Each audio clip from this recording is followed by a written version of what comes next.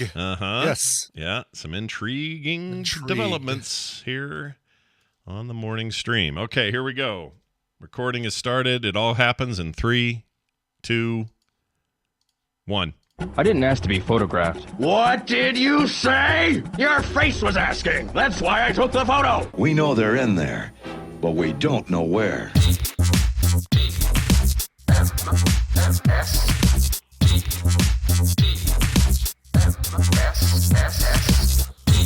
The morning stream. Fish. Why the hell do they call you Fish?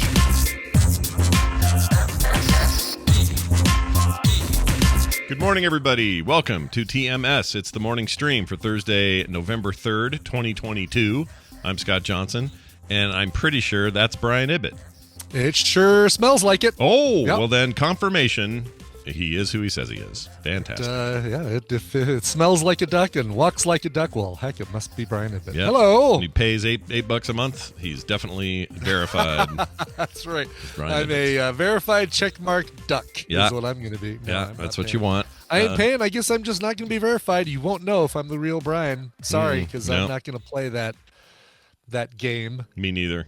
Not playing it. Elon. I'm not playing it. You guys, if you already follow me, you already know who I am. So I'm whatever. Yeah, exactly. I'm not- I'll it's just not- add a blue check mark to my photo, to my avatar that I finally changed after 10 years of using Brack. Oh yeah, that's right. You changed that, and it threw me so hard. I'm sure it did. I'm sure it completely did. Yeah. I looked at that and went, "Who's replying?" Oh my gosh, that's Brian replying with one of those AI avatars he picked up, which are very cool, by the way. They are really cool. I Yeah. mean, there's a few in there that are like, what the hell? That does not even look like me. There's some with like copious amounts of head hair, like top of the head hair. Yeah. Some that are very buff, some that are extremely fat. Thank you very much, AI generator. Yeah, they really wanted to go some strange directions. I like your GTA ones in particular. I thought those were really good. Yeah, the GTA ones are really good. Yeah. Chat room, I made one of them, Brian, looks like he owns a conglomerate of salad dressings companies. Yes. And so we pulled this one in. Let me pull this up here. So we made It's a little... like all natural Brian Ibbott vegetable oil or sunflower oil. Yeah, because look at him. He's so serious about the sunflowers and their ability to make a quality dressing. That's right. Plus, you have hair in that one, which I I assume have is a lot of hair. I have like, yeah.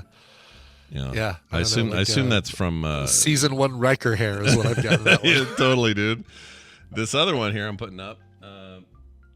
I'm a little concerned about. Here, I'll share it here so you can see what I'm sharing. This is, and I think I sent this to you as well because I just am confused about it. But what do we got on the side there? What do we got? Those two phallic-looking deals happening? Yeah, those are supposed to be like on my back, right? Like in like a thing that I can pull out and attack with. Yeah, like a But weapons. AI has decided that they're like somehow plugged into the front of my outfit and has decided that I'm wearing one glove that just happens to have two handholds in it I was gonna that I say. can put in from either side. Yeah. Yeah, this is so you can't manage your collar penis things. You have to That's have right, your hands yes. together.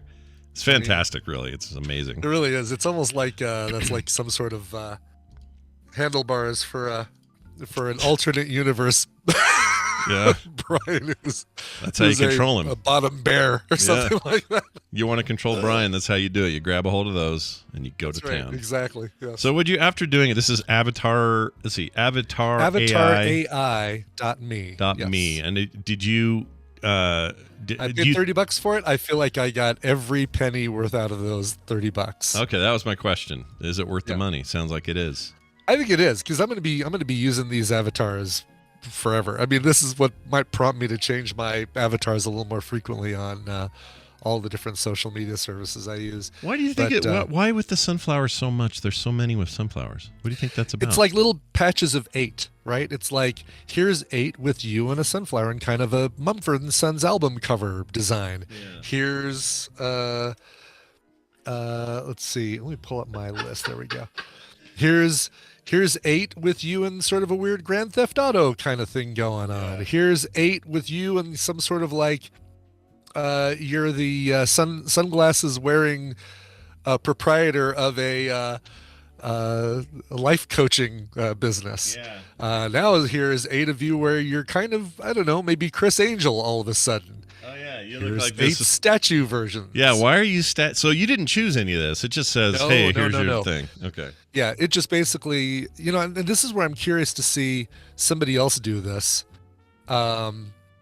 Because I want to see if they get, same thing, 8 Sunflower versions, 8 Grand Theft Auto, or if it's like, if it has a selection of clusters that it can do, and it says, all right, for this one, we're going to do the superhero cluster, or the, because I saw one guy, the Uncle Jesse, a 3D printer guy that I follow and just does amazing work, who ended up with like an Iron Man outfit with his head sticking out of it. It's like, hello, Avatar AI me. Where the hell's my superhero 8-pack? Yeah, no kidding. You fit the desired demographic for that. Why wouldn't you have that? For sure. Yeah. Some of these, There's I like your that King. I just don't understand. Like, it doesn't know how to do a hat. No. Like, it doesn't know what hats are. It struggles with hats. Your King Henry VIII one is pretty great though, with the big collar and stuff. Yeah, there's like a weird hat one that I just posted. Like, it couldn't decide if it was going to do a page boy hat or a fedora, and it just said, how about you're wearing the top of a mushroom on your head? Yeah, I like the Middle Ages ones where you look like a bunch of peasants.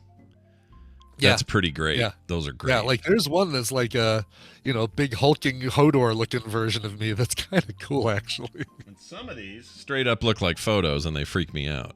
Yeah. Like this toward down the bottom of the list here. You start with a hat. The wispy white hair, like the really weird. Oh yeah, what is that about, dude? I don't know, and I don't like it at all, sir. I don't like it one bit. Yeah, but then you go down to the next row and you got a really cool hat one in the middle. You look cool there. I like that. Yeah, that one's pretty cool. The side view one. The hat's still kind of effed, but and then down below that, you're like a horrible Russian general about ready Some sort of dictator with an X behind me, and this little army one though, where your head's I know, tiny and like your I'm body's standing on a big. block of cheese with a dog turd in front of me. I don't know what's going on there. Is that? Yeah, what is that? Oh, Why these are am I great. standing on why am I short standing on a block of cheese? It's like I'm a pawn. Yeah.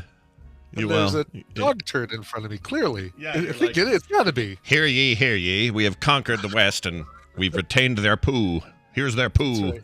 And your little tiny man. Who did this? Who did this? Who did it? It's amazing. All right, you know what? You've talked me into it. $30, totally worth it. Yeah, Nice I want to job. see your 30, and I want to see what you end up with. All right, I'm going to grab it today. I wish I had I have 20% off my next order. I wonder if you can use that coupon. Oh, I bet I could. Or it's not like a give it to a friend, though. It's probably your own account. Oh, it is. Yep, it's using my email address. That makes a sense. Yeah. All right. Well, I want to see your 100. I'm doing it. Plus. I'm doing it. I'm going to make it happen, and then the world will change once and for all. I got a word of warning for people out there. Do I have a warning? Let's see. I need a warning sound. Warning! Oh, that's pretty good. Actually, I probably do have that. Warning. Intruder alert! Intruder alert! Okay, Stop the intruder. here it is. Warning. See, I got one. There it is. Yeah, That's it. warning. That was the one I was hoping for. A little Swiss Family or Space Family Robinson Right. on there. I think that's the one from the movie. Lost in Space. Warning. Yeah, that's the movie one. It's Yeah. too good a sounding thing for the old TV show. But anyway, here's a warning. Be careful with your patrons. And it's not here. TMS, you're safe. Everybody's good. No worries. Okay. All right. I totally effed up though. So on stuff where you have weekly releases, we have a monthly Yes. Patreon here at TMS. But for Yeah. shows like Core and some other shows, I have it bills per thing per drop, right? Yes. And so per release. Yeah. right, we can't do that here because it's 16 episodes a month. It'd be ridiculous. Well, we could, but we could, but we're stupid and we didn't do it right. yeah. But in these other shows, I have 4 shows a month, one every week, so we do those as drops, and it works out great, no problem. People are used to it. Sure. However, on Play Retro, for some dumb reason I cannot figure out, I kind of want to blame somebody else, but I think it's just me. Okay. I mean, I could blame Patreon, but I don't think it's their fault. You have to remember when you put the drop in there, you put the post in there, you have to choose charge for this post. And make sure it's right. Okay. Sure. and then categorically, it has to be either public, patrons only, or some specific tier of the patrons. Yep. Well, I always do patrons only. That's by default. And then you have to click that charge for this. If you don't, there's no way to go back and fix it. If it's the same month, you might be able to repost and delete the other one, and I think that might work. Oh, sure. Delete the post. Yeah, sure. I'm not even sure that does work. But once the month rolls over, because you didn't know you did this when you did it, the month rolls over to a new month, you're shot. You're done. So you can't actually retroactively do anything. So I had to do a whole post explaining our dumb mistake. So somehow 3 of the 4 posts did not have charge for it. Oh, really? Yeah. Okay. So the whole point of the damn thing was kind of lost. And so what I did is I reached out to everybody with a post and I said, look, I screwed up. Here's what I did, blah, blah, blah. And I think I worked out a plan where I can do 2 fake text posts this month. Sure. And then it'll do it retroactively, which everybody in the post said, that's fine. Don't worry. We understand. It's no big. Everyone's been very nice about it. Yeah. But just if you're running one of these, click the box. Okay. That's what I'm saying to you is just check your interface every time you go through it. Make sure you click that damn thing and you're good. Okay. Yeah. Oh my God. So there's my advice. Yeah. Yep. Good plan.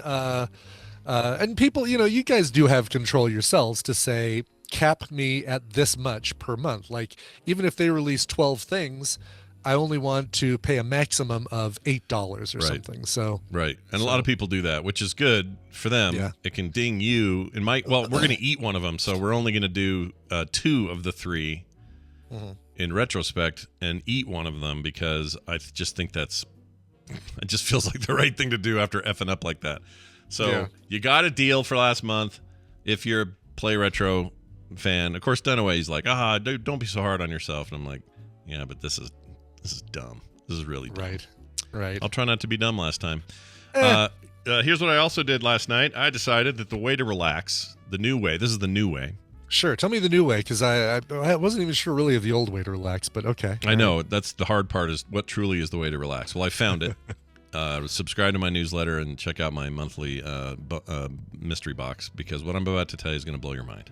Okay. Here's what you do. You send your daughter. I feel like I should sit down for this. All right. You send your daughter to Reykjavik, Iceland. And then her dog, who is used to hanging out with her all the time, gloms onto you and thinks you're the new version of hanging on to all the time. Aww. Yeah, that's pretty good. And so what you do, like a weighted blanket, you have a Weimaraner that weighs, I don't know what she weighs, 80 pounds or something. Have her lay on you while you watch old episodes of the Transformers cartoon. Sounds like the perfect way to relax. Yeah. I like that. Yeah, it worked real well. And I'm going to do it again tonight. Really while you were doing that, I was lifting people across town, both ways across Denver, one way back and one way out and then the other way back. I picked up, I'm not going to give away any names or anything because I don't want to blow somebody's HIPAA or something like that. I know that's not what it is, people. Save your emails.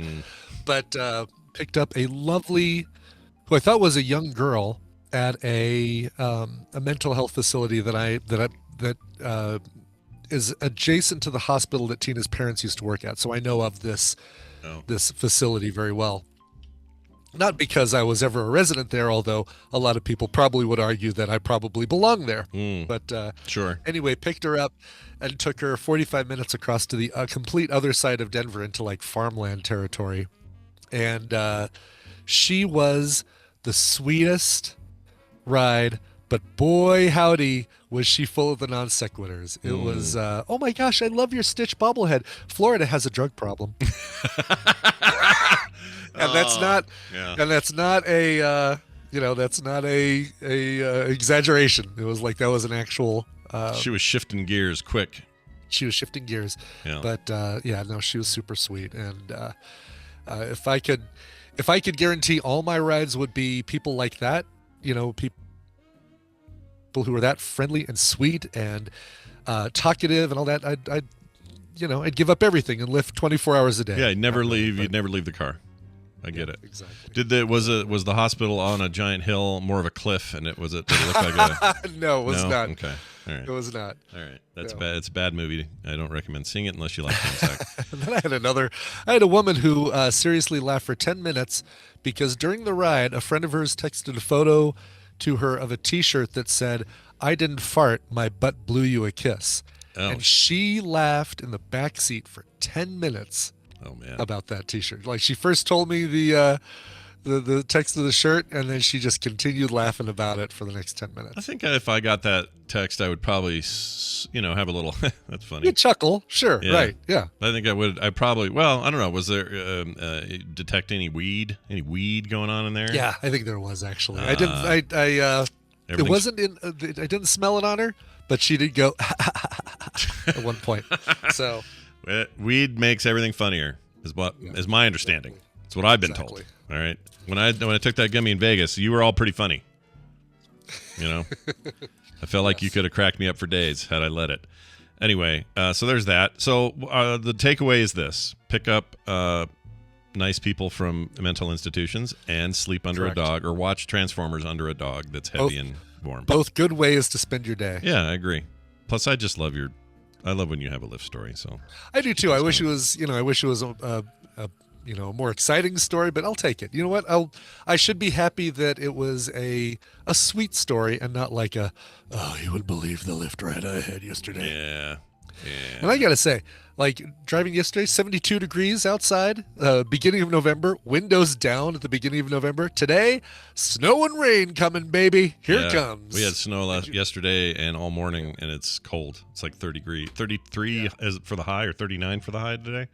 40 something for the high, 44 for the high for us. Lame. And then Saturday, back up to the 70s, everybody. Yep. It's a lot. Love the West. Love living in the West. Living in the Rocky Mountains is, you never know what you're going to get day to day. I don't know. I'm kind of in the mood for it though. Kim made soup. I am too. We're going to have soup tonight. This is the time that I like snow because it's on the grass, it's in the trees, it's on the roofs, and it's not usually on the streets and the sidewalks. It's like, this is the ideal. Yeah, for whatever reason, the ground is still too warm, and it's like I ain't having this yet. And it's cool. It's really cool looking. Like it really is. It's almost like things are decorated or something. It's odd. It's an odd look. That's right. Yeah. Unlike Charlize Theron's movie characters, it's pretty but not dangerous. Oh, I like what you did there. Yeah, see what I did there. Kim decorated everything. We got a tree up. We got all that stuff. It's all Christmas all the time in the Johnson house. So. Welcome to we're like Costco. We're just putting stuff out way too early. I was going to say, I think you might be even beating Target at this point. I think Target is, like. You're not wrong. And she just loves it. She loves the feel of it and all that. She was all excited because she got some new lights for the front. And so she did all that. And then the tree went up. And I just know I know some people just think that's ridiculous, but part of this is practical. Part of her is like, well, if I do it December 1st, then it's only up 30 days, and then I'm tearing it down in 30 days. Sure. Oh, and so you just don't have any time with it. Like, it feels like a giant waste of your time. You got to have a little more time, And the baby, the 3-year-old, way into this, so he'll like it, and that's all she cares about. Oh, of course, yeah. Oh, my gosh. That's all she wants to do is please that kid, which is totally fine. I'm in support of it. All right, real quick, we got a text here from a listener I'd like to read to you right now, Brian, over the air, and it's let's see, we got no name. This is anonymous sender. Hey, Scott and Brian, I recently measured my head to see what size of hat I needed. I've always known I had a big head, but damn, it came out to be 24.5 inches / 62 and a quarter centimeters. That's a lot. That's a lot. I also found out the average men's head is 22.5 inches. So, how large are your noggins? And Scott, what Under Armour hats do you purchase for your monstrous cranium? He needs a supplier. He needs a hat supplier, basically. He does. I'm wearing one today. I did this on purpose because I knew I was going to read this. And I have like 7 of these hats, different colors and stuff. Some were given to me. Some I bought. I get them online, just wherever anybody who sells Under Armour has them. Yeah. Get them in Under Armour directly as well. And I don't have a way to measure my head, but I'm really curious what Brian's going to do here. But when I get these, when I buy these to answer his question, I just get the biggest they have, and it fits. So whatever that is, it fits.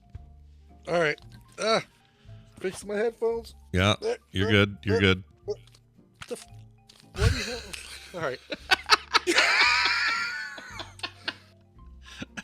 23 inches right there. So just a little bit over. Oh, you can't even see that because the light. 23. Yeah, let's see if I can fix my damn headphones. Yeah, that was weird. Those got all tangled up weird. Business. There we go. So 23 inches. I don't know how much I like the fact that these headphones do this whole, like, this is way too much turning for a headphone. Yeah, you don't need it. It doesn't need it, does like it? turning 90 degrees out and then 90 degrees back, that's too much turning. Yeah, I don't get that. That flummoxes me why that's even a feature. Because once it, like, if you're futzing around with your headphones and it gets into that twisted around area, you need two hands to fix it, and you can't fix it with one hand like as you're doing something else. Yeah, it's not very accessible for those out there with one hand. Doing something else, ladies. So 23 inches, so just a little bit larger than average, which is the story of my life, baby. That's great though, because you can buy hats normally and have no problem having them fit your head. Yeah. I can't do it. Like, so masks, you don't have a tape measure you can run and get? Like, I should have thought of this when I put the text in here, and I didn't think about it. Yeah. I remembered to wear the hat, but didn't remember to bring a tape measurement. Can you text Kim and have her bring you a tape measure? You know what? That's a great idea. During the Amy segment, and then we'll... We're doing that right now. Hold on. All right. Bring me a tape measure. Please. And she'll do like... She'll do like that Seinfeld where instead of the hot sauce or the barbecue sauce I asked her to get, she'll bring down like a ruler or something. That's what'll happen. Right, of course. Yes, exactly. Yeah, that'll be great. Anyway, we'll get you guys news on this in a second. But Under Armour makes hats that are big enough for my head. I can't find anyone else who has what they have. I've looked. I've tried. I've tried a million brands. They don't make hats for big-headed people. And if I had to guess, plastic trucker hat, you have to have the. Do you even have to like disconnect the plastic part that the? Yeah, and that's no good because it's hanging like that back there with no connection. Flappy. Yeah, I've done that. I sometimes get lucky and can do the last single snap back there. Sure. But even that's tight. So if I had to guess, I'm going to guess here before she brings it, but I'm guessing I'm somewhere in the 25.5 to 26 is my guess. Oh, yeah. Dr. Nikki says, does your hat have the diameter on the label? And then she corrected it to label, and then she corrected it to label. Well, let's find out. And you want to be our science correspondent, Dr. Nikki. No kidding. Let's see. And you want to be our sheep correspondent. How do you read? Where do you see? Oh, here we go. The ombre edition. Oh, well, there you go, right there. That's so Seinfeldian right there. Well, now I don't know. It says everything. Okay, it has this entire. Let's create a. It says this whole series thing. Of large hats for people. We'll call them the ombre. Ombre. That's totally Peterman. He would do that. Yeah. So this says. Oh, maybe it's on the bottom. Style. No, I don't care about style. Okay. Well, here this is confusing because they say. They say all these sizes and then just slashes between them. XL /2XL /TG /2TG /EG /2EG. Okay. They don't say which is all the different languages for XL and double XL, like I see. Okay. Mucho Grande or whatever the second one was. Exclusive of deformation Saup. I can't. This doesn't say. Oh, here we go. Okay. Found it. Oh, but even this, okay. Even this just says XL /double XL. So I don't. Maybe that means that's the range. So they don't have the inch size in there. They just go with the. They just go with like their. Which is small, fine. medium, large, XL, double XL. So when she brings that down, she'll get her text at some point. She'll bring that down. Yeah. We'll take a look at it. Sounds good. We'll do it right here live on the show. Maybe Wendi will be here and she can explain what the problems are associated with having a large. Well, yes, and all Johnsons, by the way, all Johnsons have big heads. And really? So Wendi too? Yeah, Wendi has big head. Although Carter has a relatively smallish head, even though she's tall. Yeah, and seems like she might have a bigger head, but Taylor, her sister, who's tiny compared to her, has a bigger head than her. It's weird. Our kid Mike, everything's effed. Heads are weird, man. Right. Poor Johnson women. Yeah, I know, right? How do they make it? How do they survive? How do they deliver children with large heads? Well, the question will be answered soon enough. Before that, though, this.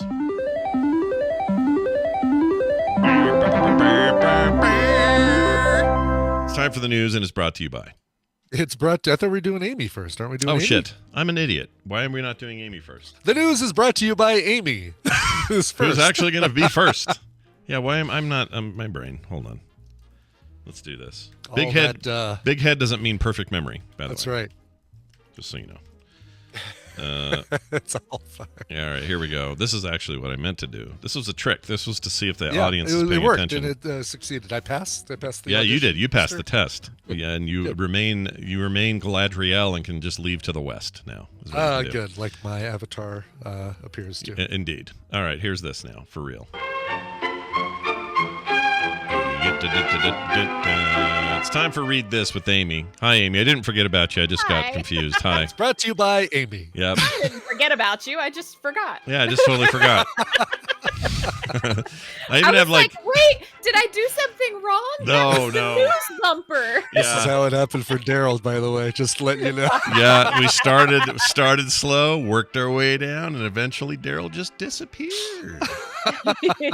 Weird. We are going to talk about reading, though, because Amy is an aficionado in the area. She loves reading. She likes sharing her recommendations here with us on the show, and today should be no different than that. So, Amy, let's get to it. What do you want to talk about today? Ooh, all right. Well, okay. So as far as the head size thing, Chuck has the opposite problem as you. Like, he has a small head, so like he has to find, if he wants to get a hat he can fit into, he has to find one that's like children's child size. Yeah, he can wear like children's sized hats and sunglasses and stuff like that. Oh my gosh. That's what great. I like about Chuck is that he's very aerodynamic. It's true. You could run him through a wind tunnel, no problem. He wouldn't have any resistance. Makes him a good cyclist, I'm sure. Yeah. Well, he is definitely built for cycling. That's for sure. Yeah. So yeah, and Chuck, you should check your email because Scott, you should check your email because Chuck sent you an email that you will find hilariously funny. Oh,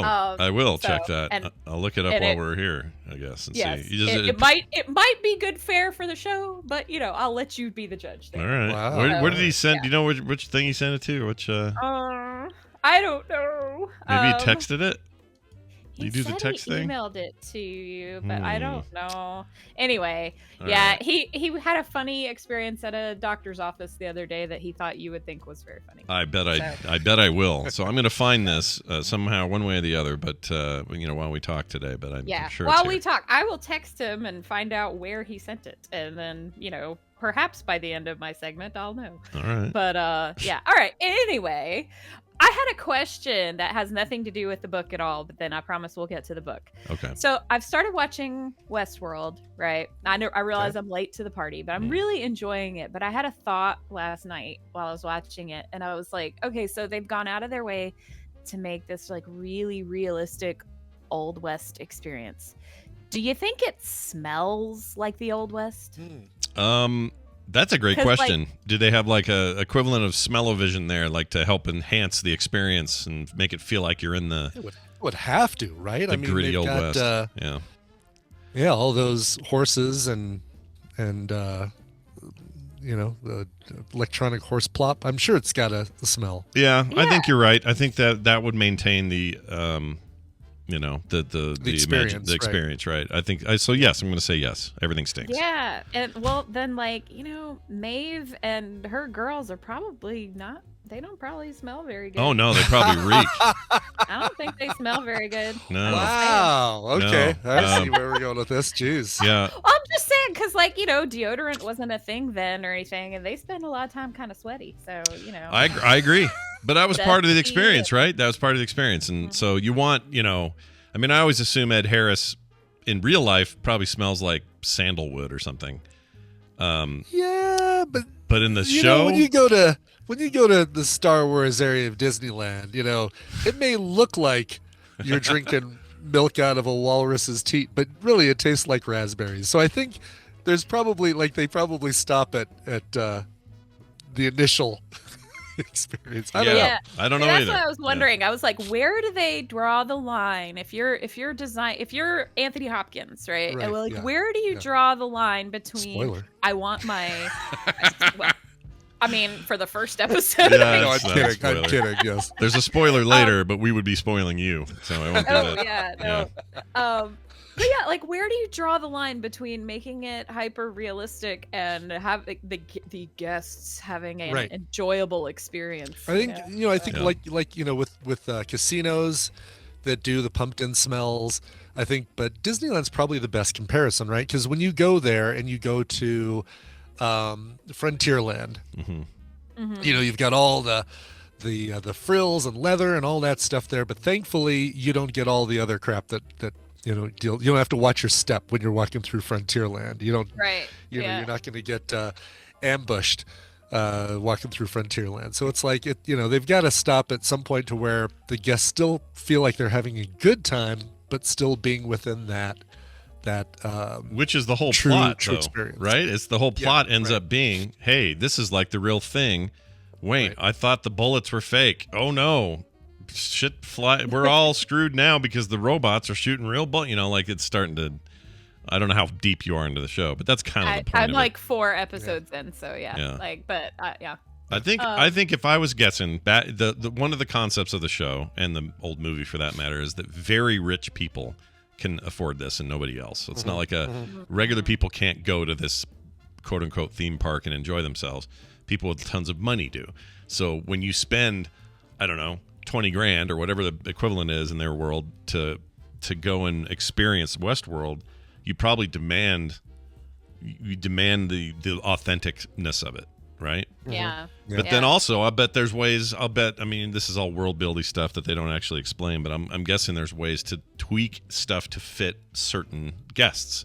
So it's like, sure, he wants it more hardcore, so we're gonna his version of you want to go day. to the other whorehouse, which is on Mulberry Avenue and not the one on Main Street. Yeah, I need to catch up on that show. I'm behind. You want season. the Caterpillar cat house, not the Mariposa cat house. No. Right, exactly. Yes. No. Did you get to this part where Paolo from Lost is walking through town blowing everything up, and they played that awesome cover of the Rolling Stones song? Can't think of the song now. Yes. The Painted Black. Painted Black, yeah. That is such a rad...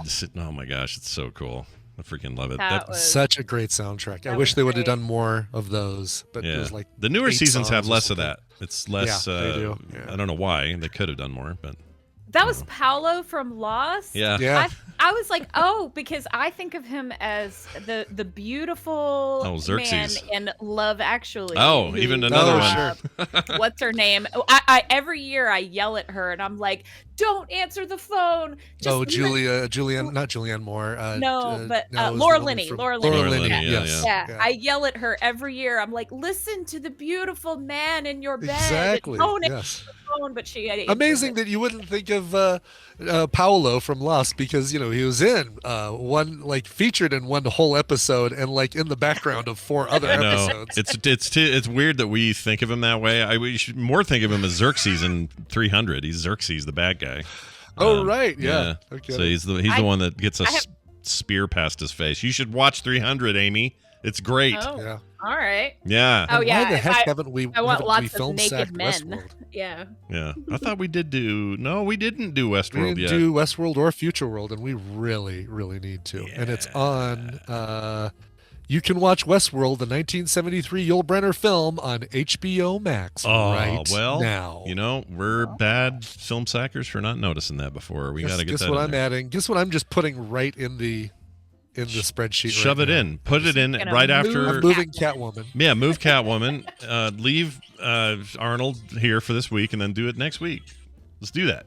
What are we waiting for? There's no reason to wait. There's no reason to wait. And we're doing True Lies. True Lies stays. Yeah, we're doing True Lies. Yeah. We're moving Fire in the Sky down a little bit. Oh, because he's got all the Christmas stuff in here. Well, sorry, Randy. Yeah, he can wait. You're gonna. Yeah, sorry. He'll be fine. Don't worry about it. We're not. No one's in charge of the list. We all get to poke around. It's fine. Yep, exactly. Hey, all right. Well, you're not the boss of our list. Yeah. Oh, I found his email. Should I read his email real quick? Oh, you found it. Yeah. Yes. So the reason I couldn't find it is because I actually replied and forgot I replied to it. So I'm an idiot. He says, Scott, I thought you'd appreciate this. I had an appointment with a urologist in a building with 3 urology practices, and this sign was out front with a name like Dong Wang. How could he decide not to go into urology? Yeah, and that's his name, Dong Wang, MD. Aww. Yep. He says urology, but it says neurology. on the thing. Yeah. So no, that's what he was saying though. He's in this doctor is in a building with 3 other urologists. Yeah. Oh, gotcha. But the guy named Dong Wang is a neurologist. I got it. Maybe he felt like he had to. He had to avoid anything to do with like, any of that, and he had to do his own thing. Who knows? All right. Well, good luck, Dong Wang. He sent me that the other day when he was there, and I was like, "Oh my god, that's hilarious! You got to send that to Scott." Yeah, Dong Wang's a great name. I want to. Yeah. If I ever change my name legally, it might be Dong Wang. I like it a lot. Anyway. And Claire, that's what Chuck and I were afraid of. That's why we just sent it to Scott. That it is actually his name. I mean, yeah, it's his name. He has a sign with his name on it. Yeah, there he is. So if we are being racist there, I apologize. So, well, there's dongs and wangs. I don't think it's racist. I think it's funny, regardless. Well, it's funny coming from a guy whose last name is Johnson. Yeah, see? Right, yeah, see? and it's like I can say that because my last name is Johnson. Yeah, that's how I get away with it. Well, anyway, let's talk about your book. Tell me what you brought. So, yes. So I sent you a clip. Go ahead and set this one. I will just set this one up by saying I devoured this book in like 3 days. So it was. I couldn't stop listening to this book. So yeah. Oh wow. All right. Well, let's find out how good it can be. Here we go. It would be a relief to escape into the world of Nintendo for a while. But the game room was not empty. A boy was playing Super Mario Brothers. Sadie determined he was a sick kid and not a sibling or a visitor like herself. He was wearing pajamas in the middle of the day. A pair of crutches rested on the floor beside his chair, and his left foot was surrounded by a medieval-looking cage-like contraption. She estimated the boy was her age, 11 or a little older.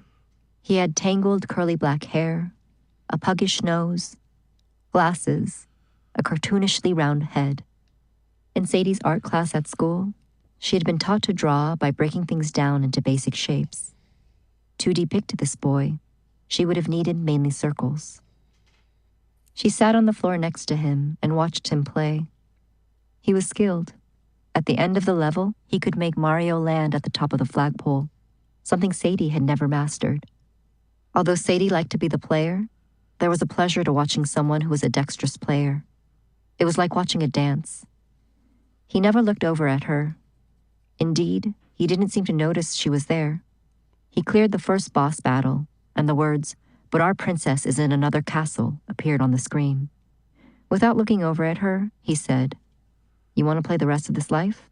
Oh, interesting. I have no idea what this is, but I like either. I like the discussion so far. I love the Nintendo talk. Sure. Yeah. So this book is called Tomorrow and Tomorrow and Tomorrow by Gabrielle Zevin, and it is fantastic. Wait, am I still there? Yeah. Are you still there? Okay, We're still good. here. It just got really quiet all of a sudden. Well, we're listening to you. Room noise went away. It was very quiet. Okay, so sorry about that. So it's called Tomorrow and Tomorrow and Tomorrow by Gabrielle Zevin, and it's really, really good. So these two main characters, Sam and Sadie, it follows them through 30 years of their lives, and they become they become game designers together. So the backdrop for the story is them designing really rich video games, but I loved that clip because it ends with, "You want to play the rest of this life?" And I will say this about this book: not a word is wasted. There's not a single word or image or anything that's there accidentally or incidentally. It's all there on purpose, and the story is told non-linearly, so you can pick up. For example, I'll tell you, I got about halfway through listening to the audiobook, and Chuck and I had to go on like a little mini road trip on Sunday. And I said, "Hey, can we listen to the audiobook that I was listening to?" And he's like, "Well, I don't want to start in the middle." I said, "That's fine. I'll start it over with you." Wow. And that's love right there. Yeah. Well, I was enjoying the book so much. I was perfectly happy to do it. And I started noticing, and I had to sit there and go, oh, that's a thing later, you know. I didn't know you didn't audibly say that though, right? You like no, I didn't. oh, I thank didn't. goodness. I sat on it, but I was sitting there in my brain. I was like, oh, neat. I noticed that comes up later, and I just picked up on it. Neat, you know. So, and there's a lot of that. So she does not waste any words at all, and they're all, if you think it's significant, it probably is. It's really good. And like I say, it's told non-linearly, and it's in a third person limited perspective, but it changes perspective based on which character we're focused on at the moment. And it's really good. It like all things, the game development is just sort of the excuse for the story about the character, the relationships between the characters. But it's really good, and they're all very richly written characters. Nobody's completely flawless. Nobody's nobody's terrible. Nobody's the villain. Well, I don't want to say that. There's one person in there that's absolutely loathsome. But nice. Aside from that, everybody is a complex, three-dimensional human sounding character, you know, and they're all likable and unlikable in different ways. What's the title of it again? Tomorrow and Tomorrow and Tomorrow. And Tomorrow. Gabriel Zevin. Just checking availability. Of course, you mentioned the audiobook, hardcover, Kindle, all of it. This is reviewed very well. Yes, it is an excellent read. Like I said, I devoured it over the course of, I probably, if I were sitting and reading it, I probably would have finished it in a day and a half, because it was so good. But I was doing other things and listening to the audiobook. And as you heard, she has a little bit of the narrator has a little bit of a slow pace. So I was kind of at her mercy, but I can't do the thing. We've talked about that before. I can't do the speedy up thing. Is it based on an actual true story or something? Because it's the way all the descriptions read. It doesn't sound like fiction, but I think this is listed in the fiction category, right?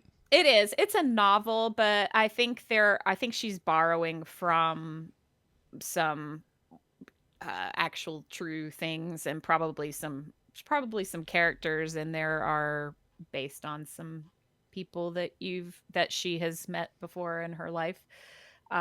So, which I think all authors do that, but yeah, it rings very true, and it's just a great read. I definitely recommend it. Tomorrow and Tomorrow and Tomorrow is borrowed from Macbeth. Oh, okay. So okay. I wonder what that was from. That's from.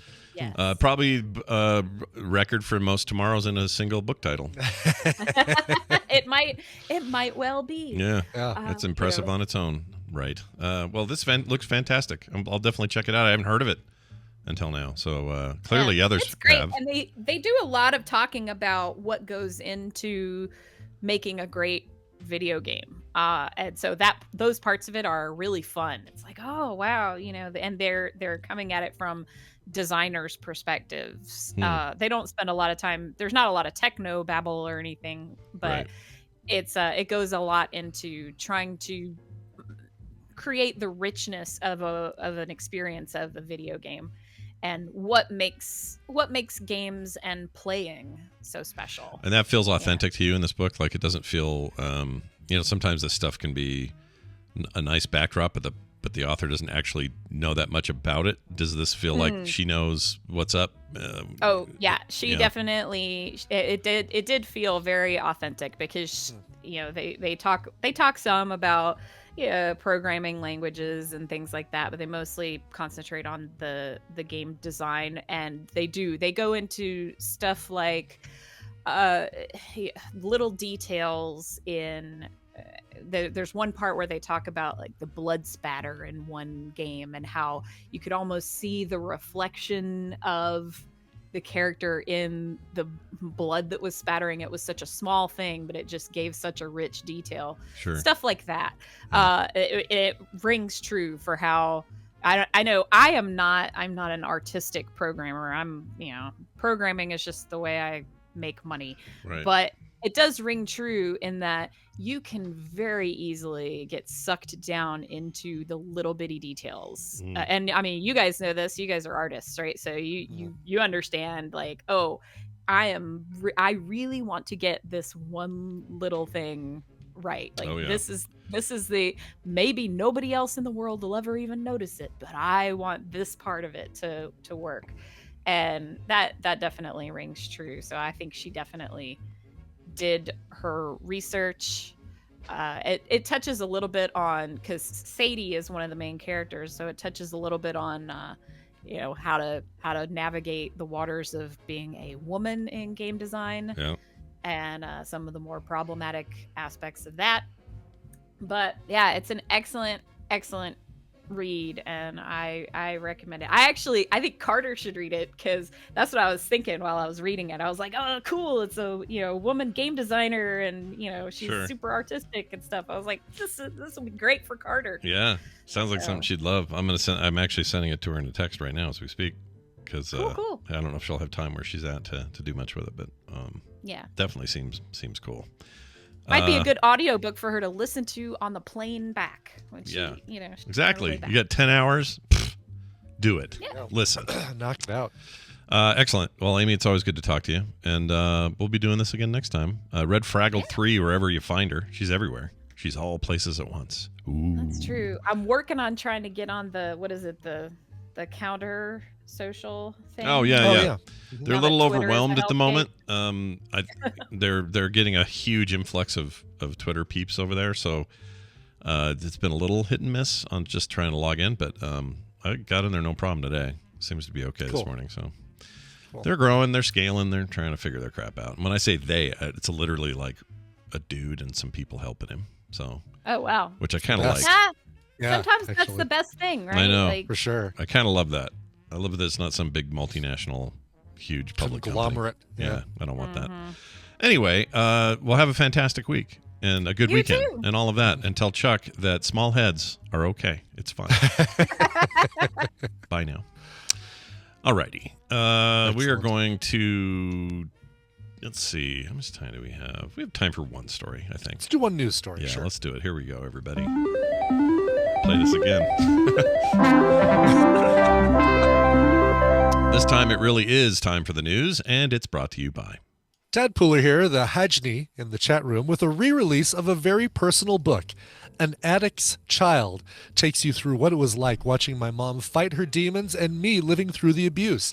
I will take you through the early days before she was an addict, when we were homeless living in the shelter, to when she was dealing and using cocaine. I fought through years of abuse from both her and my father. Now I'm here to tell my story. The ebook will be free from November 7th to November 8th, so go to tinyurl.com/child of an addict, all lowercase. tinyurl.com/child of an addict. Sounds really interesting. Do check that out. Sure. Also cathartic, probably for them. Probably. Oh God, yeah. You have to assume. All right. Oh, real quick. Why this one avatar of you look like an angry fashion designer. Have you seen this? Yeah, right. The one with me standing with the blur background and like the skinny coat. Yeah. This one's great. You look like you're just... I look like I'm going down the runway is what I look like. Yep. And you're just like, look at me in my fashion. Damn it. Look at me. Totally is. Yes. My pea coat. I love it. You and your pea coat. Take it in. Take it all in. Take in my pea coat. Take in my pea coat. Here's your one story we'll do today. Okay. Charges pending against an influencer, YouTuber, for hitting his golf ball and losing his driver into the Grand Canyon. This forced National Park Service to ask a silly question. So basically, this guy was testing a rule. There's a rule that says, please do not golf into the canyon. And he thought that sounded silly. Is there really a rule? I think that's actually what they're saying is, do we really need to post a rule that says don't hit golf balls into the Grand Canyon? Well, it says, okay, so after knocking the ball in the Grand Canyon and appearing to lose her driver, an influencer who posted a video on the episode of a TikTok thing, it's now been charged and has a court appearance pending. That led to National Park Service posting what apparently, or appears to be, but is apparently a necessary question on social media. Do we really need to say, quote, don't hit golf balls into the Grand Canyon? Exactly. Anyway, do we have to make it a rule because people are stupid enough to do this without? Yeah, it doesn't seem like you should have to, but maybe now they do. This is what Apparently they went on they to do. say. They said on October 26th, an individual posted a video on her personal TikTok account showing her hitting a golf ball and throwing a club into the canyon near Mather Point. I'm not sure which it is. Yeah. Members of the public helped identify the individual's social media account. On the 27th, the Grand Canyon law enforcement, those guys are probably scary, Yeah, for sure. identified, located, and contacted the individual responsible for the incident. Charges and a court appearance are now pending. She's probably in huge trouble, but it's not. She should be. Yeah, I agree. You don't be doing that. Exactly. And number one, there could be people down there for Pete's sake, right? Like hikers her and stuff, dude. They're gonna get a golf ball to the head. Hikers, the rafters, It's effed up. Don't and be then doing throwing that. the golf club into the canyon is just flat out just an ass move. That's the lame part, right? Or the lamest part. The lamest part, Yeah. exactly. And I hope they, I know people get so flippant about what they can get away with online. I hope they throw whatever book exists at her. But I was doing it for the likes. For the lulz, the likes, and the lulz. subscribes. Me. For the subscribes. Lame. All right, we're going to take a break. When we come back, my sister Wendi will be amongst us, and we're going to talk about two things. We're going to follow up on our sleep plan for the week that we did since last Thursday. We'll see how. Well, you mentioned you were trying to do it a little bit too, so I don't want to assume anything, but it seemed That's like true. Actually, I guess I didn't, but you said that thing I'm about not the one having the weird dreams, though. Yeah, that's true. You're not so much a problem, but you said something the other day about how you decided to go out and read or watch something on the couch instead. But I've been we'll talk about that because I have been doing that. All right, so we'll see how that all fits in and how I did, and you guys, you might be surprised by what you find out. So that's coming up, but we also have an email, so we'll get to all that in a minute. But before that, Brian, play song. Yeah, let's go to Los Angeles for an LA-based singer-songwriter who goes by the name Derek Ted. I mean, he goes by that name. It might actually be his name, and if so, I love the fact that you got two first names, bro. He has a brand new album called Times Have Changed. He's going to be touring with Field Medic, so you might get a chance to go see them in concert. And if something happens on the tour, thank goodness he's got a Field Medic with him. He is a Bay Area performer, but he's in LA now, and this stuff is great. I listened to the whole album this morning, and I picked the title track. Here is the title track from Derek Ted's new album, Things Have Changed. I would be covered from eyebrow to foot in blood and urine and feces. You have any more Skittles? No.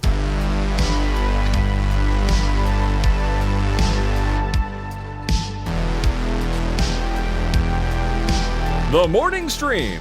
I need a corporal. You're it until you're dead or I find someone better.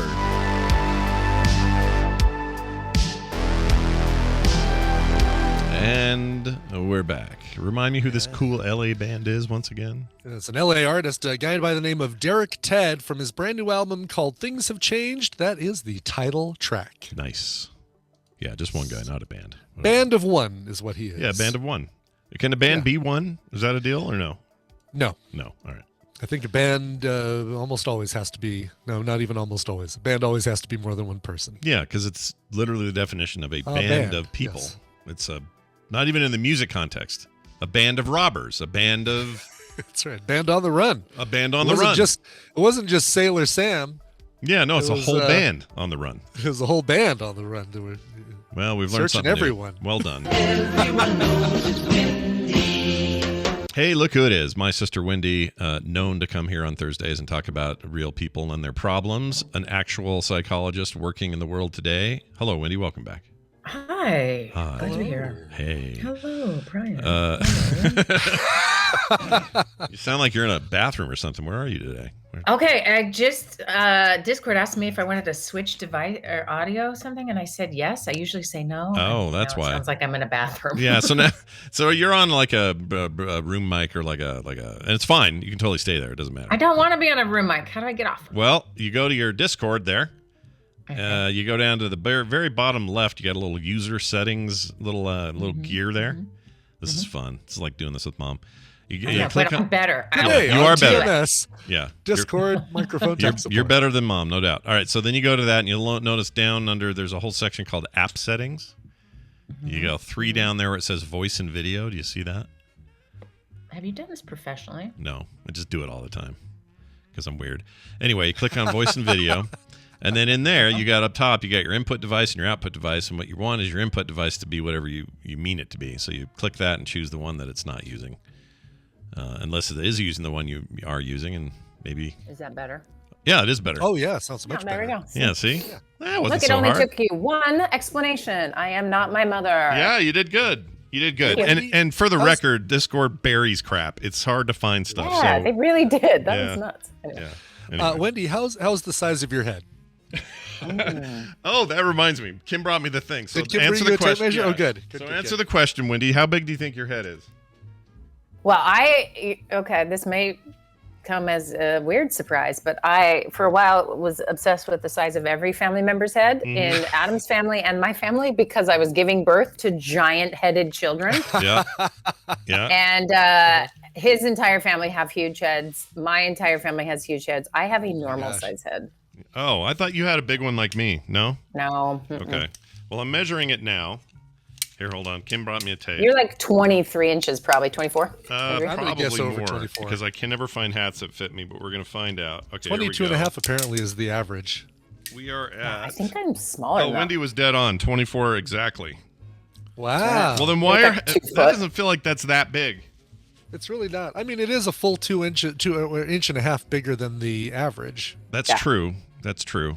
Boy, nobody hear this out of context, please. That'd be great. Yes.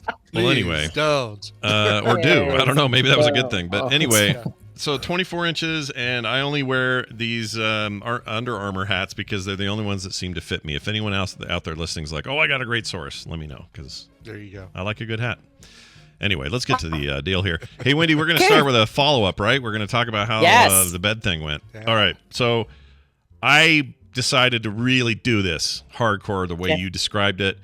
I think Brian dabbled, right, Brian? Well, I dabbled. I mean, I've been doing the thing that I did. I've been doing for a while, which is if I wake up in the middle of the night, and that's my problem. It's not, falling asleep, zonk. I'm out like a light, and I don't have weird dreams. I just zonk right out. Yeah. But I'll wake up at like 3 or 4 o'clock with like a backache from the way I've been laying, and I just can't get comfortable, and I can't fall back asleep. So I just go in the other room and yes, bathe my eyes in the luscious blue light of an episode of The Love Boat on my iPad. Nice. But usually it's like maybe half an hour, 45 minutes, and I'm able to get back to bed. And what I attribute it to is just my back is feeling better enough to where I can get back in bed and not have a weird back issue, which I think points more to a mattress problem than anything else, than a sleep issue. But could be good mattresses goes a long way. Could we please get Purple or one of those mattress companies that fits in a box as a sponsor so we can get some free mattresses up in this business? No kidding. Hey, mattress companies. Brian needs a mattress. Let's get this done. Yeah. Okay? Can we get on this? All right. Exactly. Come on. Purple was started in Provo, weirdly. Anyway. Oh, really? But anyway, so the thing I do and that I have been doing for a while is if I wake up, instead of just propping the iPad up on my chest while I'm laying in bed and watching something, I leave the room, I go to a different environment, watch something, then when I start feeling tired, I go back to bed. Interesting. Okay. And that's been working for you. Can you. you get to sleep right away? Yeah, right away, instantly. Okay. So let's be clear. Propping yourself up in a bed and watching something, you think your posture is any good? No, terrible. It's terrible. Yeah, no, that's why I'm going to the couch. Yeah. Is what I'm doing. I'm leaving the bedroom and I'm going into the couch and I'm watching. Yeah. But what I'm just wondering is if that was creating the problem too. Is that it makes my back feel better. Is sitting upright. Yeah. I see. 100% true of me. If I'm hunched down in bed trying to watch something, do something, draw something, whatever it is I'm doing, my back pays for it the next day. Bad. Yeah. So because really it's not meant to be doing that. Yeah. So here's what I did. Right. Every day I did what you said. You brush your teeth, you do your deal, pee, I think is what you said. And then as soon as I sat there, I reminded myself I'd like to sit on the edge of the bed. And I said, all right, this is it. You're not doing anything else after this. You're going to lay down and you're going to go to sleep. Or you can put your head down and you go to sleep. The lights are off. You're going to be done. And I told Kim I was doing this, so she was all part of this. And there were moments in the early days where I'd look at my phone or look at my iPad or look at my Steam Deck or something, and I'd go, oh, well, I could just grab that. And there was still that tug, right? As soon as I sat down, I'm like, oh, I could play a little Red Dead Redemption 2 tonight if I wanted to. Still felt that tug to do it. That urge. The urge was there. That's a better term. I like urge. As opposed to a tug right as before opposed bed. to a tug right before bed. Yes, thank you. So I said, so that's what I did. I would ignore that, or I'd put that in the back of my head, and I would lay down and go for it. The only problem I experienced in the first couple of days was it took forever for me to fall asleep. Okay. And I think that's to be expected because, again, usually I'm filling that time with something. Yeah. And I wasn't used to it. So I would just sort of sit there and kind of try to be present and do breathing exercises and clear my head and that sort of stuff. And it did eventually work, and it was no problem. Other than the night before Carter left, because I was just worried about her trip and, just worrying for whatever reason. That was kind of a rough night where I couldn't sleep hardly at all. But for the rest of the week, I had way better sleep, got up feeling better in the morning, and that was the third thing I was going to tell you. And I didn't have wackadoo dreams that I remember. So I don't know if, I'm ready to say that this solved it, but it sure did make a difference for a week. And maybe part of that is me placeboing myself into the new routine, like really going for it and like every night thinking about it. And so that's contributing. And so maybe that's good, or maybe that's just side effect. I don't know. But I didn't have weird dreams, especially the weird ones. And if I had dreams at all, I would wake up and forget them immediately, which is rare for me. So yeah, I think that worked. At least initially. There's more, a week is probably not enough. Probably need to keep at it, obviously. Well, and you described the urge to do the thing. It was habituated, right? It's just the thing you did. And you can do it without thinking. I mean, driving, for example, right? Go drive somewhere you've driven your whole life. Yeah. You can hardly remember how you got there. Yeah.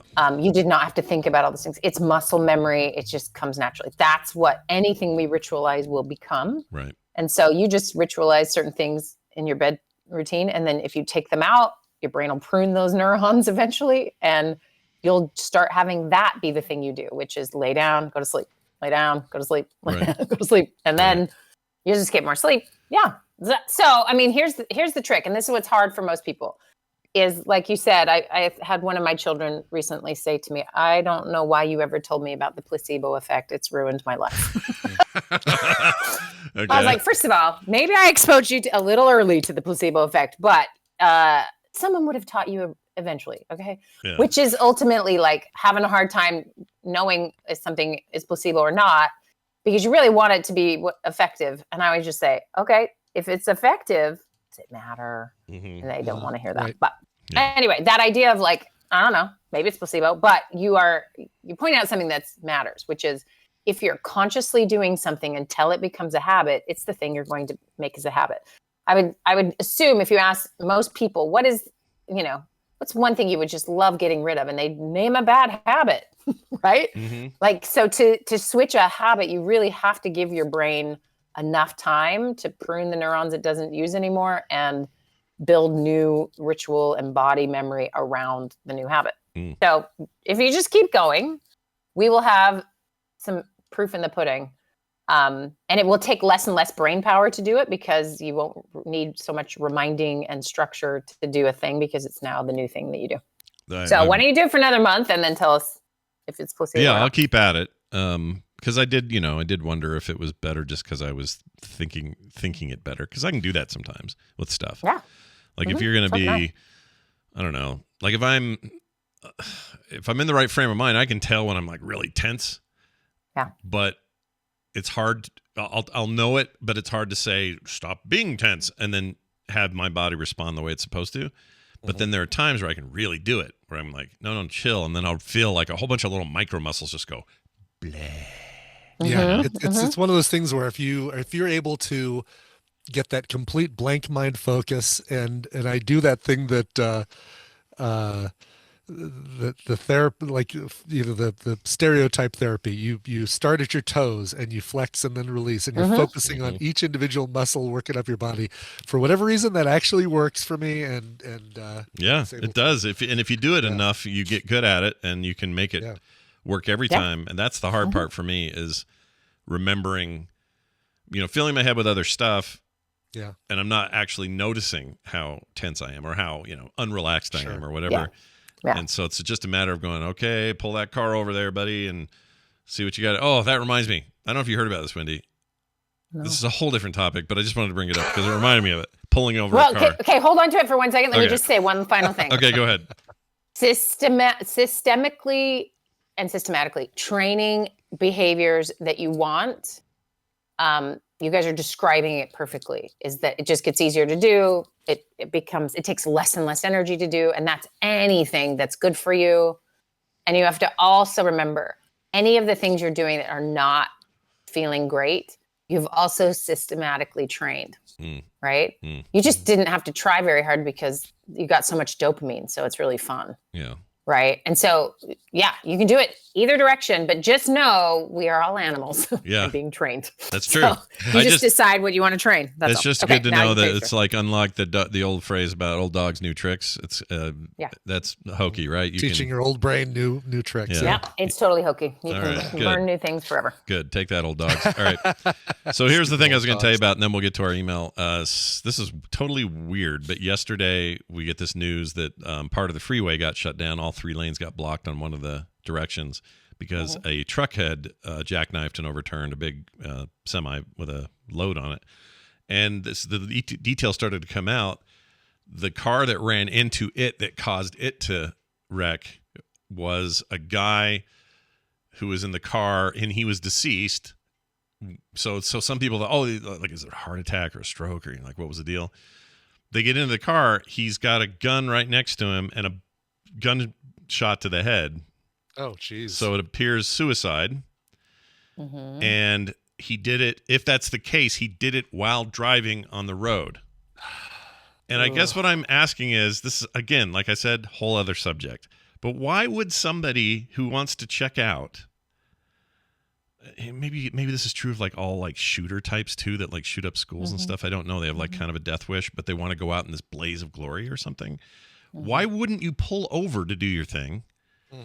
Because part of me's like, man, I get it. Take people with you. Yeah, I know you're having a horrible time, but why try to take half the freeway out with you? Because obviously, once you do this, your car's going to swerve, and everyone's doing 75, and you're all going to, you're going to tangle up. Thankfully, nobody else was severely hurt, and it worked out okay. But why? Why do people? Why is that a thing with us that we don't want to just check out? We want to check out and make sure everybody knows it, feels it, and then oftentimes hurts because of it. You know what I'm saying? Yeah. I mean, I think the mass shooter kind of thing explains some of that. I have a distinct memory of a guy in high school who talked about, maybe I was a therapist early on, now that I'm saying this, but anyway, just talked about like, sometimes he thought about that. And if I'm going to end it all, I'm going to jump onto the stage from the rafters during a school assembly. Oh, geez. Yeah, and I remember thinking, so you need some attention. Is that what we're saying? Yeah. Like, is that what's hard for you right now? And it's just a very adolescent sort of thought, I think. Yeah. And I think what can happen is when folks get in those desperate situations, they're part of them that wants to die isn't really the rational, let's save ourselves part, right? And so it may just be conjuring up, the other things that are a part of that. And so it may be that I need my ex-wife to know it needs to be on the news. Or some, it could be a million different things, but it is usually a pretty immature impulse to that maybe you are not thinking through. Really, you're harming other people, and or you are absolutely thinking, I want as many people to be hurt by this because I'm so hurt. So Yeah. There's probably a lot of explanations for that, but that is really sad. Yeah, Terrible. it is sad. It was horrible. The freeway was really bad for a long time, and so all anyone was talking about was how irritated they were about traffic. I'm like, I think this is more stuff going on. Right. Anyway, the traffic isn't the big issue. Yeah. Yeah, not so much. Not let's the main get, thing. let's get to this email. That was random. Okay. Yeah, it was a little we could random. do a whole... It just reminded me of A the whole thing on pullover that. when either one of you said pull the car over, and I went, oh, that reminds me, or maybe I said it. I don't know why. Anyway, the inner mind of Scott Johnson, everybody. That's right. Take a look. Look hard. All right. Here's an email from an anonymous listener we're going to read real quick and talk about. Dear Scarpa, Boreal, and wildly wonderful Wendi. I like mine. Yeah, yours is good. Yeah, yours is very good. And that is appropriate, all of that stuff. So yeah. It says, can you give me any pro tips on how to forgive people or just let things go? Example, I'm 47 years old, and I still find myself thinking about how a middle school sports ball coach embarrassed me in front of a whole team. I quit the team, never played sports ball again. He doesn't say which sport. He just says sports ball. Know, yeah. It's probably because he called it sports ball. No, yeah, I'm just kidding. Maybe. Says, got onto loner sports like rock climbing, snowboarding, and skateboarding. I am thrilled with how it all turned out since the new sports are my lifelong passions. But that rat bastard squished my sensitive 12-year-old soul, and I never figured out how to get over it. He says, by the way, in the sort of a PS, he says that coach passed away a few years ago, and so I can't even contact him to tell him how it affected me. Boy, that can go both ways. I had a very positive relationship with a teacher in junior high that I absolutely love. This guy. He set my life on a certain course. I really feel that way. And so when I tried to follow up and just tell him how important he was, I found out he had passed away. I hated that. I couldn't tell him. I hated that feeling. And so it's a different angle to have them be a problem in your life and not be able to say anything. But I guess I relate to it in that way. So anyway, what do you want to say to a 47-year-old, sports kid who got a bad moment there with the coach? Yeah. So let's start with this. I think this is really relatable for a lot of people. For sure. Mainly that something happened during middle school that had a big impact on your courage or your willingness to try new things or what was socially your desire to do something with groups of people versus going solo. Yeah. Exactly. And also even just, the newness of something or playing something for joy rather than skill or, whatever. Mm-hmm. So as you know, I probably mentioned I am now coaching said 13-13-year-olds in basketball. And we had our first practice last night. And I'm realizing like the absolute weird level of power you have as an adult in these moments. And I think part of that is it's performance based, right? So part of the developmentally sort of healthy, normal thing kids do as they grow older is they're figuring out if they're competent at something or not, right? That's a big developmental milestone. And so people need to have competency as they go along to thrive. And if they don't, it gets pretty problematic in lots of different ways. So here you take an adult who has the power to express whether you're valuable or not, or competent or not, or, and even, has their own issues. Because, a 47-year-old coach could now be coaching a bunch of 12-year-olds and the cycle continues. Yeah. But just that idea of like, this is a really fragile moment developmentally for a lot of kids and especially boys. If everyone, don't get me wrong, especially boys in sports ball arenas. We'll say that. How about that? Sure. I think girls in sports ball arenas have similar challenges. Absolutely. But I think this is one of those places where, the cool kids do this, or they're deciding their rank and file in school or whatever it might be. And then here is an adult embarrassing you in front of an entire team. Right. Right. Okay. So very relatable. Lots of people have had these different experiences. Maybe it was running the mile in gym, or maybe it was doing something really embarrassing in front of your peers or being teased or not knowing everyone's laughing at you. It could be a million things, right? So this thing, especially with an adult figure doing this thing, it's like kids have a lot of credit when they are messing with each other. but an adult doing it where there's a real power differential is particularly harsh. So first I want to normalize it for him, that he could have these feelings for this rat bastard for all these years. And truly, if let's say the guy was alive, right? Rest his peace. So let's say if the guy was alive and he went to confront him, he is going to interact with a very different person than, the coach of his middle school years. Sure. Yeah, he's not going to walk in the room and go, "Hey, you're that kid that threw the ball the wrong direction." Like, it's not going to be like that. You're still the worst. Yeah. No, he will have no memory. He'd have no memory of that happening, probably, right? Yeah. Right. And that's the irony of most of these things. Is He when I probably help wouldn't even people, remember it like a week later. Right, It's just, right. it's just his coaching is like, "No, you silly kid." Which is part of the problem, exactly. right? That's part of the problem is they are Yeah. flippant about it, and kids internalize it so hard. So, and let's be clear, this is 35 years ago. Yeah. Yeah.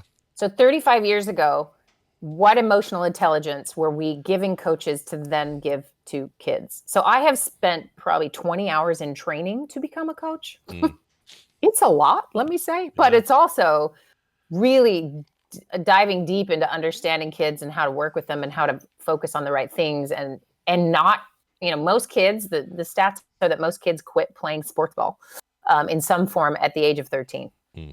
And it's the number one reason kids will give is it's not fun anymore. And the number one reason most people think it's not fun anymore is because adults ruin everything, right? They make it about winning and they make it about, right. So it's not growth mindset. It's fixed. It's you're good or you're not. Play hard or get out, And versus I feel like there's been a big shift and we're trying, but there's a lot more training happening. I know that coach got zip training. I know it. I spent 20 hours just to be able to play with kids who can barely shoot a ball. Anyway, so it's a big deal now, but 35 years ago, that's real, right? So let's take this experience and then let's just walk through biologically, psychologically what happened. And this is going to be true for anyone who's had something similar, is someone in a power position uses social humiliation, maybe just because he wanted to win a game because it's about him. Okay. Who knows his motives Gain or whatever. favor with the other kids. Like, Yeah, could be. See what Billy did? You don't want to do that? And I'm just going to guess as 47-year-old, maybe his back hurt and he was a little grumpy and tired, or I don't know, whatever. There's something going on. And regardless, what happens is you are a 12, 13, 14-year-old kid and you're publicly humiliated about your competency. Your whole entire system is going to wire around that moment. Yeah. Like, oh, we will never do that again. Yeah. And so parts of him developed to say, yeah, guess what? Sports ball sucks. Never, never, never. So when we look at the stats and it's like 80% of kids stop playing sports after 12 or 13, do you think it might be related to social, like way more social awareness at that stage, right? Yeah. Puberty, awkward, everyone's staring at me. And then the ample opportunities to not feel competent while learning a sport or playing a sport. Right. So developmentally, it's problematic. Okay, so that happens. And any story anyone's thinking for themselves about something that they're having a hard time letting go of that happened when they were at that age, just think of it like you're a blank piece of paper and somebody wrote on it for the first time with a really, those ballpoint pens that are like make a dent in the paper. Oh, yeah. Yeah, it's like that. Right. Like a hole got through. Yeah. And so under all your years of life and maybe other competency and success and all that fun you're having playing those other sports and thriving as an individual, there's still this written on your blank paper, this like indentation from this moment, right? And that is because you got hurt. It was awful. You would never want to go through it again. So your whole system wires around and prevents you from ever being in another space like that. So quitting group sports is a way to do it. Still feeling like I want to move and be an athlete, so I'll find other ways to do it. Great. So all the different choices in your life, can kind of, we could not all of them, but right, you can kind of see like, oh, that's the origin of quitting group sports. And maybe it has had little to no impact and not that big a deal, but why is it still vivid? And what happens when I work with people, sometimes it's not as vivid. They can't just say, oh, middle school, this happened. But we can eventually find it. And very, very often it's something that happened in middle school. Yeah, there's something about that age range where, that I've talked about on the show before, but that coach that Little League soccer coach that when they were giving out trophies to everybody at the end of the season, and the one guy said, and the coach says, "All right, Scott Johnson," or Scotty, they would have called me. "Well, at least he came to the games." Ha ha ha ha ha. Everybody laughed. Yeah. And what he was saying is, I was bad at the game, but I showed up. And Right. that's the one where my brother Mark got all pissed because he was the co-coach or whatever, the assistant coach, and he got all pissed about it and tried to defend me. And anyway, I remember all this so vividly. I was maybe 9 or 10. Right. Like, I was such a little kid, but it was so that screwed me for sports. I was done. That got me. And that's right there is an example of the awakening of your awareness. Developmentally, 8, 9 is when this really starts. Your more abstract thinking. Mm-hmm. It's like adults can be laughing at you and you now get that they're laughing, and it's not just a cute little 5-year-old dancing around and you think they're happy, but you're picking up, developmentally your brain can do more around these ages. And then we get puberty, and I mean, it really is cruel if we just list what it is. Everything feels wrong. You're growing, you smell like nothing is the same. Right. And you truly, the whole world, you feel like has a microscope staring at you. Yeah. And then you all go to school together. It's yeah. horrifying. You group up in the same horrible place with the same horrible lunch, with a bunch of adults who are overworked and underpaid. Yeah, it's a seriously a recipe. Yeah. Anyway, so all that said, this happened. So I want to get really specific about what he can do with it. Okay. Yeah. So maybe I'll do it with you, and then he can just apply the words. Sweet. You'll vicariously. Okay, I get it. We're gonna vicariously cure him through you. Yeah. Okay. All right. So. Well, you can just do it at the same time. I'm going to do it generally and then kind of do it at the same time. Maybe, Brian, do you have an experience that's kind of popped in your head? That's what I've been trying to think of this whole time. I feel like I'm such a, shake it off, whatever, mind over matter. I don't mind, so you don't matter kind of thing. Yeah. That I don't feel like I hold grudges. Tina's the queen of grudges, man. Holy cow. No, me, I feel like I'm okay in this, so I will. All right, you can I'll observe. Yes, and think, exactly. Oh, what's it like to be mortal? That's what you can do. Right. Yeah. Perfect. Okay. So you take this scenario, and this is semi-dangerous to do, everyone. So just everyone relax. Okay, but you're going to sort of go back to the scene. Okay. So and this is what's tricky is here you are living your whole life all these years later, and somehow it still pops up. This is what you got to get curious about. When does it pop up, right? So the next time you think about that coach and that embarrassment, you just sort of stop and think. Like right now, Scott remembered this story because we brought up another person's story that has a similar pain point with sports, right? Yeah. And so that would be a really obvious answer. Oh, that's why I'm thinking of it. But if you're just driving and it pops in your head, just take a moment and get really curious, like, what is happening right now that my brain would be like, do you remember that humiliation? Because every single time it is for, and I can guarantee this, you may not believe me, but every time it's for your protection.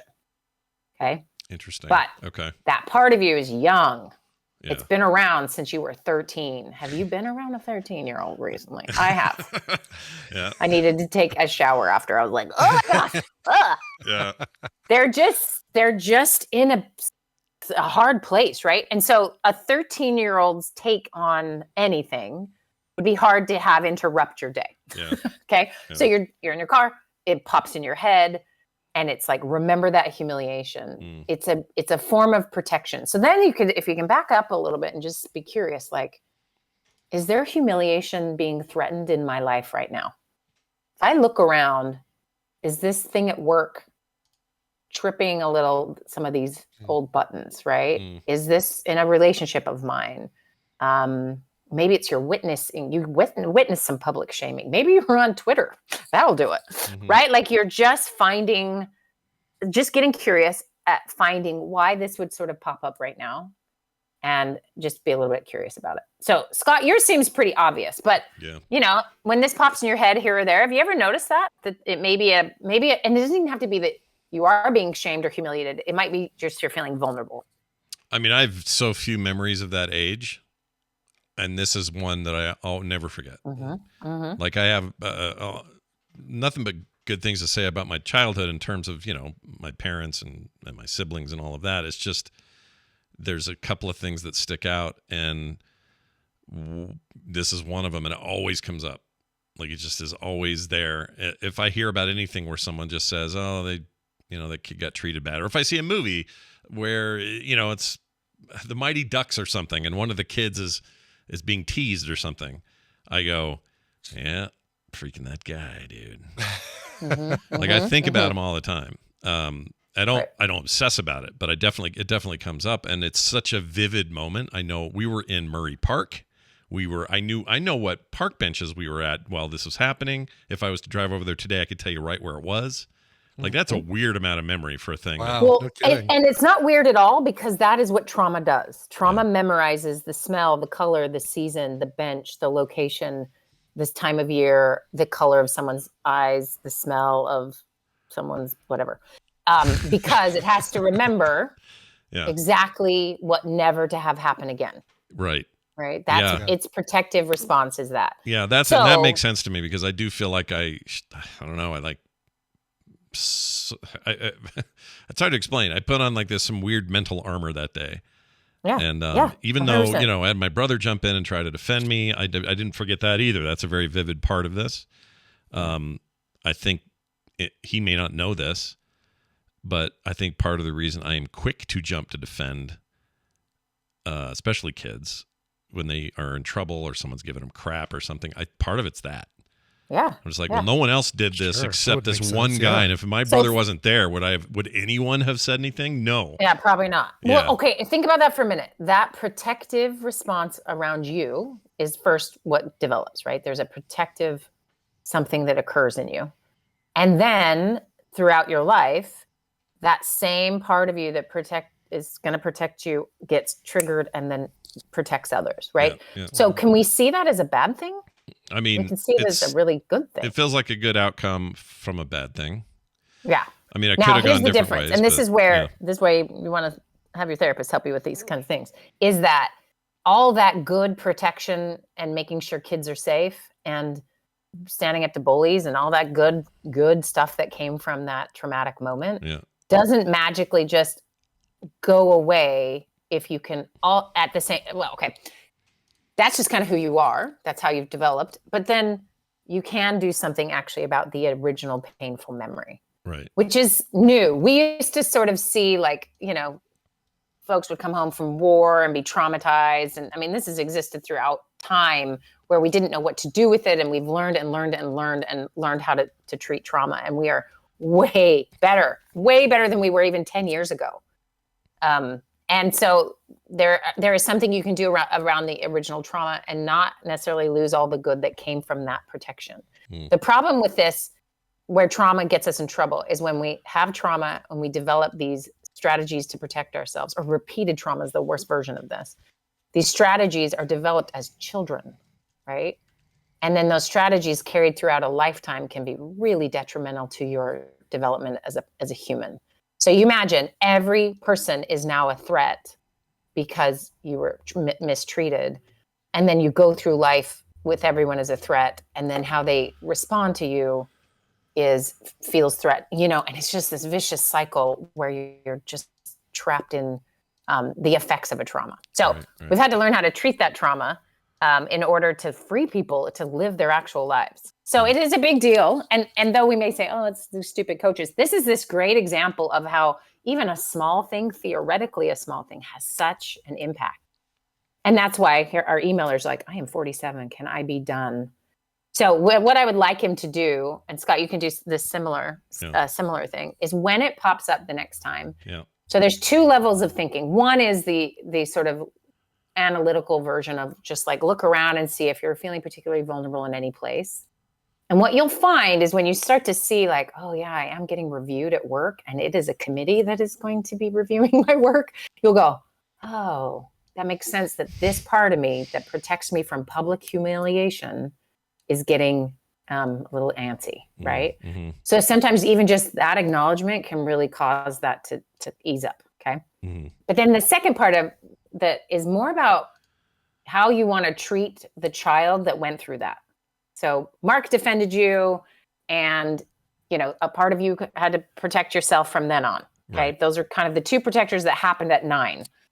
Now, what happens if you as an adult now could travel back to be with that 9-year-old?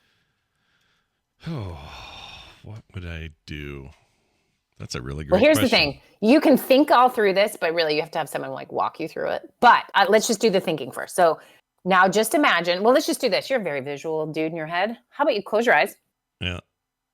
And I want you to see if you can just picture the scene. Okay, I can. Can you see your 9-year-old self? Yeah. Okay. So let's start with this. How do you feel towards that kid? A skinny little twerpy kid. So you're a bully, is what you're saying? No, I saw myself as that, so I think that's what I see. I just see myself as a little too skinny, bad haircut, mom haircut, kind of thing. What else do I see? Okay, so now I want you to stop. Those shorts are too short. I'm saying that part. They're too short. Okay. All right. So in your view, okay. So what I want you to do is the part of you that is critical of that kid, right? Yeah. That he looks funny, and as you're describing him, I want you to try something here. Like, just ask that part of you to just relax for a second. Like, you get it. His hair was weird and he had short shorts, but just like see if it can relax and step back so you can see the kid differently. Okay. Okay. Do you feel that? Yeah, a little bit. Okay. Yeah. So now with the critical part stepped back, how are you feeling towards that kid? More neutral, I guess. Less embarrassed by him. Okay. Okay, good. That's good. Yeah. Okay. All right. So any feelings of compassion or curiosity? Oh, for sure. Like I know if I could go back in time, so this is the problem, knowing that I know what had happened, I would probably want to go, I'd be some adult that would show up and punch the other coach before he could say anything. Okay. So hang on. This is what we're going to do. So I want you, if you feel compassion for that kid, so I want you to do this in your head. Don't do it out loud. In your head, I want you to approach the kid and I want you to ask him what he needs from you. Does he need you to punch someone in the face? Does he need you to take him out of there? What does he need? He needs to feel like he, accurately or not, he needs to feel like he did a good job that season for that team.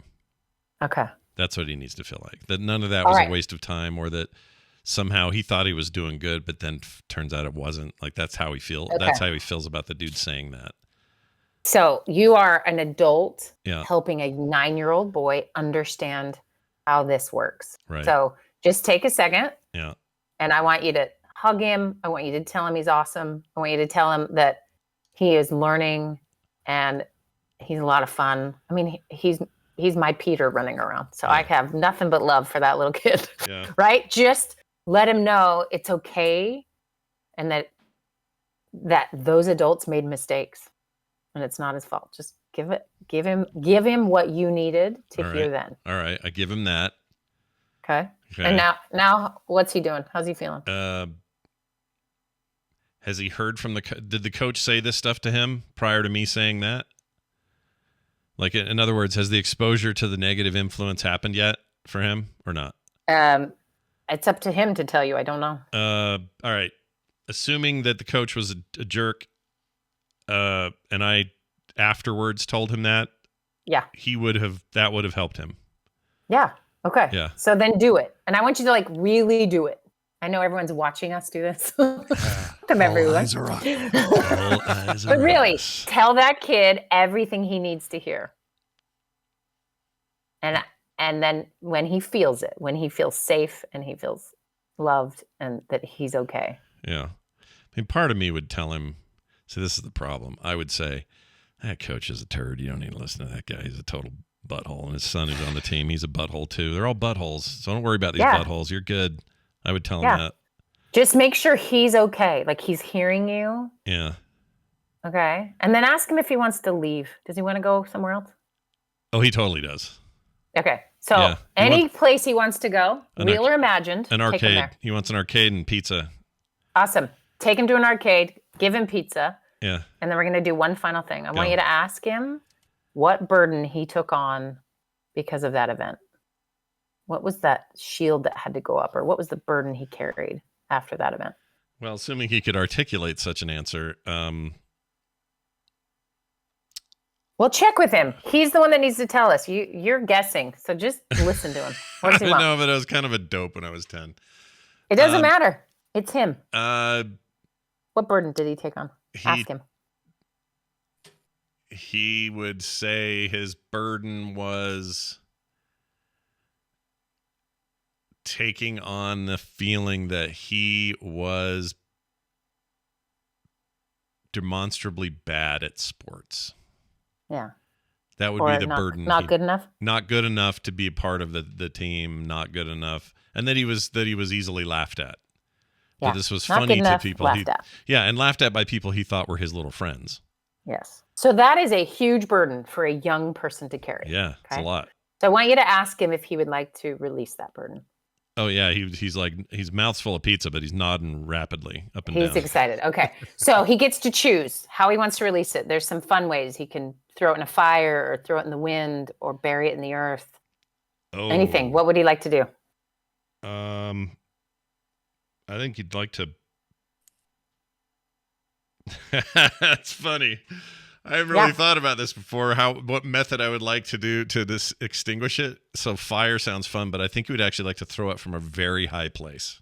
Perfect. Okay, so take him to a very high place, and you and he together. Not the Grand Canyon. We learned earlier that you can't golf in there. Right. So Yeah. No Grand Canyon. Wherever you want. Yeah. Throw it down from a very high place. Just do it with him.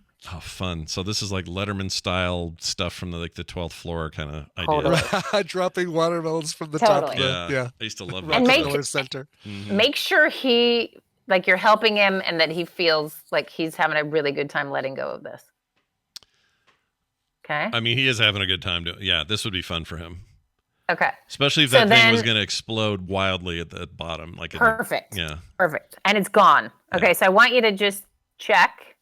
Is he feeling less burdened after that? Yeah, he is. Okay. So ask him if there's anything else he wants to let go of, any other burdens. No, not really. Okay. So now there's some space on his shoulders where he was carrying that burden. Yeah. Ask him. He can have any quality he wants. Anything he'd like to take in himself. Ask him what he would like to have. Well, the obvious thing seems like suddenly I'm good at sports, but let's think of something else because I don't think that's really what I wanted. So check with him. I am checking. See, this is hard because I don't know. I don't think I would. So let me throw out some words. Courage. Yeah. Good enough. Liked. Probably. Safe.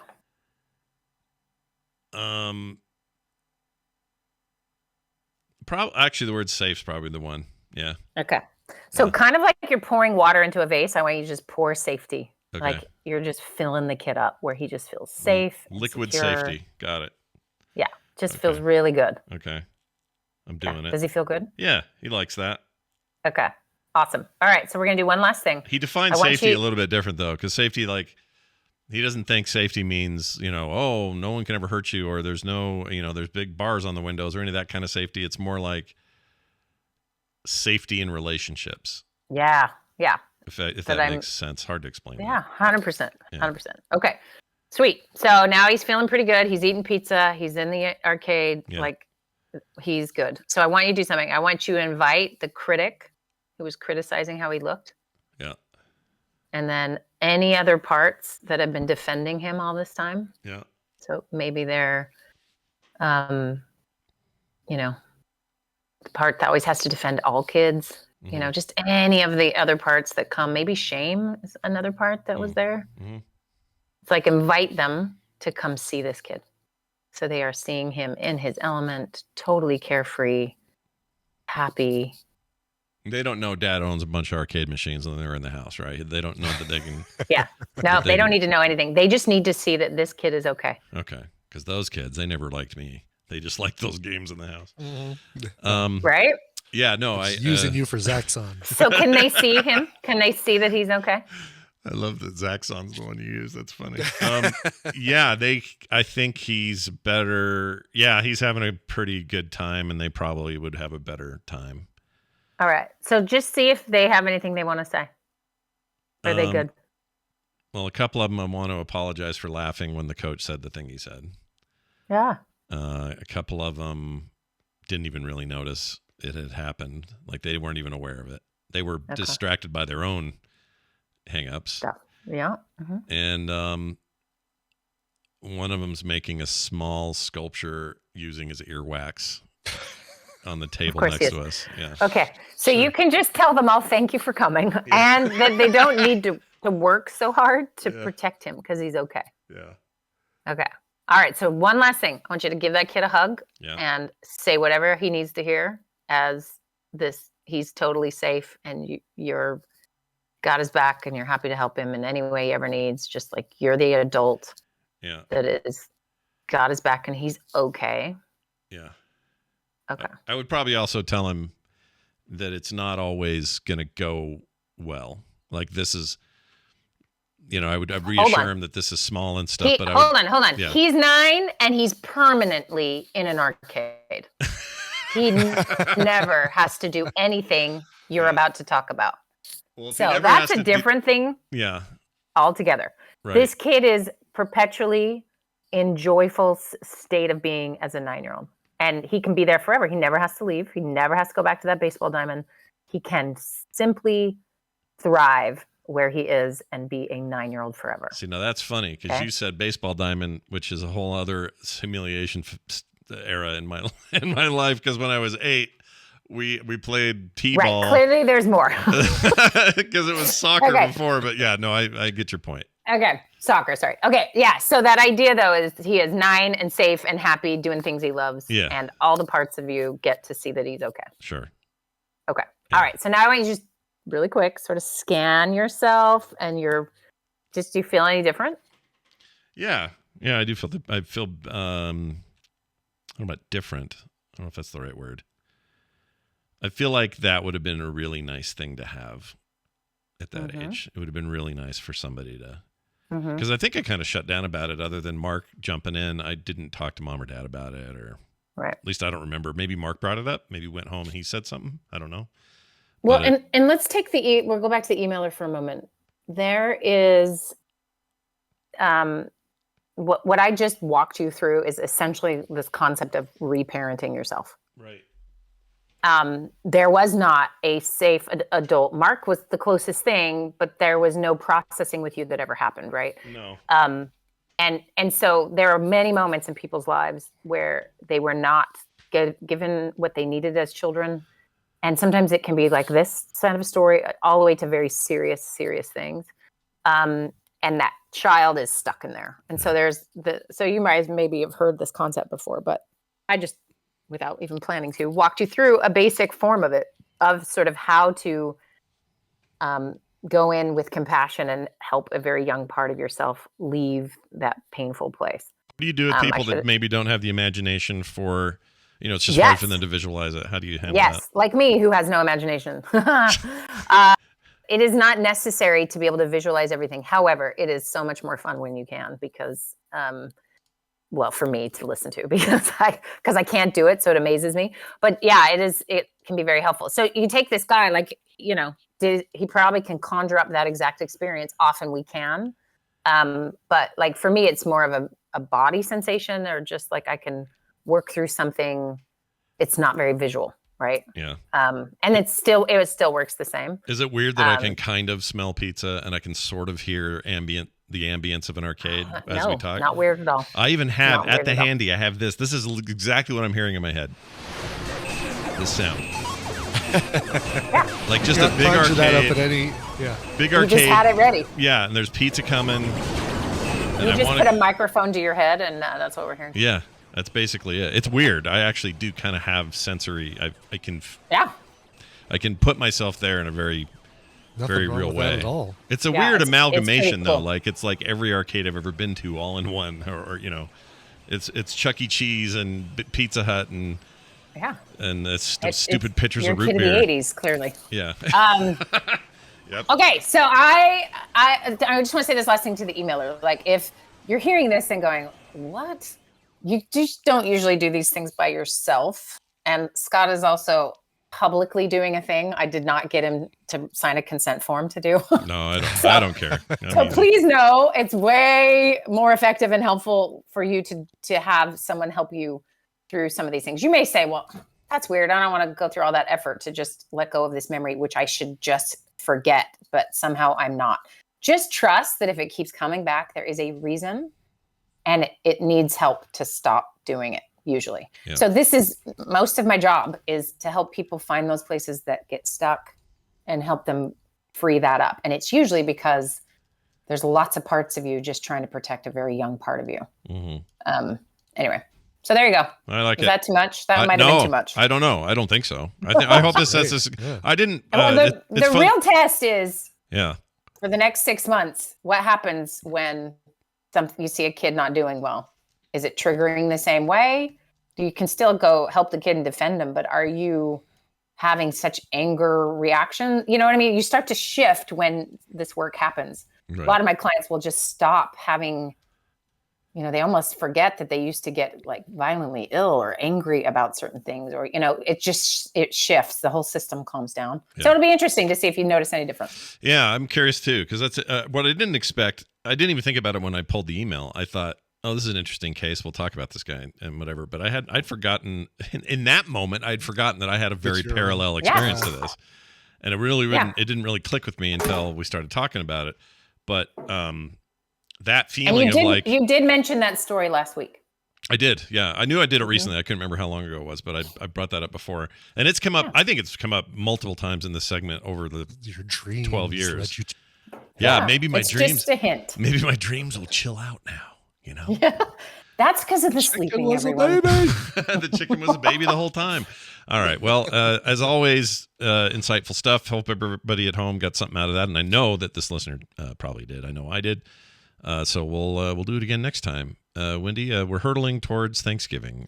Yes, hurtling. Yeah. How's that going there? Everyone's good.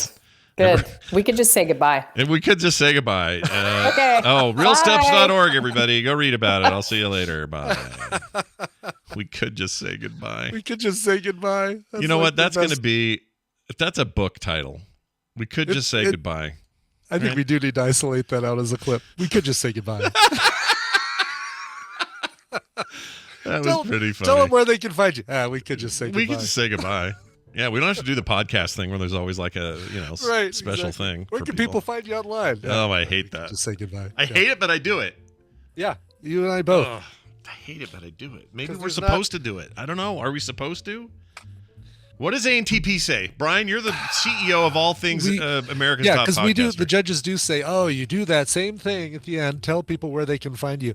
Because we've come up with other creative ways to do it, right? Like, hey, tell me about a tweet that you're really proud of recently, or something you post online that you're really proud of. It's like, oh, well, yeah, if you go to my Facebook page, you can see this piece of artwork that I did. I do like that, it's like you direct them to something that's not just find me online at. Yeah, I feel like here's a good way to say it. It's kind of the NPR method, but you say, you get to the end of the interview, you've had like a great question toward the end, which is like, so do you think your mom was responsible? And they go, tell you your answer. And then you say, the book is such and such. It's by so-and-so, my guest. Oh, sure.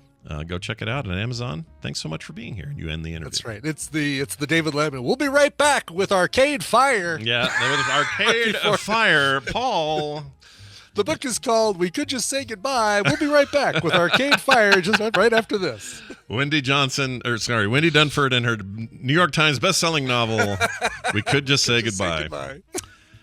That's amazing. All right, we're going to get out of here. Before we do, quickly, I'll do a text. We got one more of these, 801-471-0462 is where you can send your text for this or any show on the network. This is from David. You're not at all a creepy stalker is his name. No, he's not saying you're not at all a creepy stalker. He's saying that he's not your like David, not at all a creepy stalker, basically. Yes, right. Yes. He says, Dear Sith and Bendu. Who's Bendu? I don't know. I knew what Siths are, but Sith is easy, but Bendu. Bendu, is that a thing we should know? Anyway, well, he says, I think maybe it's part of what he's going to recommend. Oh, it's the one in the middle between Jedi and Sith. Oh, Bendu. Bendu, like. It sounds like Bongu, which is Korean for fart. So I'm going to assume it means fart. It's Star Wars for fart, everybody. He says, I think a cool Star Wars period to cover would be the origins of the Jedi Order. There is a Marvel comic series that goes over it, and it's a very interesting story. All sorts of fantastic lore about even more ancient civilizations and how stuff like lightsabers were originally powered by channeling dark side force energy. Dark side force energy is a weird sentence. Anyway, so no good dark guys. Side force energy. There you go. So no good guys had them when they first started seeing use. Anyway, David, not at all your creepy stalker. That's interesting. That's really cool, actually. Yeah, and it's called. What's it called? Didn't give us the name. It doesn't say the origins of the Jedi Order. Maybe that is where Bendu came from. Does anyone know the title of that comic series? Because that'd be fun to dive into. I'd read that. No one in the chat knows yet. We'll find out. Looking to see if it's on that page. That I haven't gotten any of this stuff since Marvel bought them and started publishing them again. And they left Dark Horse, so I haven't either. I don't know that I'm sure they're fine. I just haven't gotten into it. Sure. Yeah.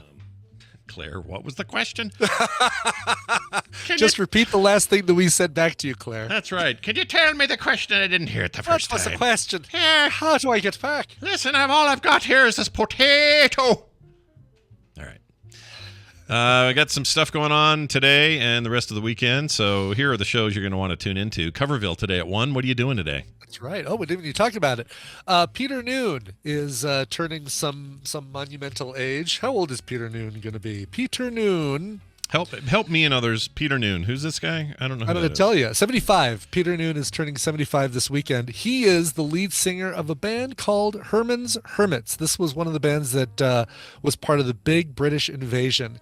And everyone always thinks about the Beatles. They forget about Herman's Hermits, the Dave Clark Five, some of these other great bands that came out during that. By the way, Peter Noon's full name, Peter Blair Dennis Bernard Noon. Oh, my Lord. He has all those names. Wow.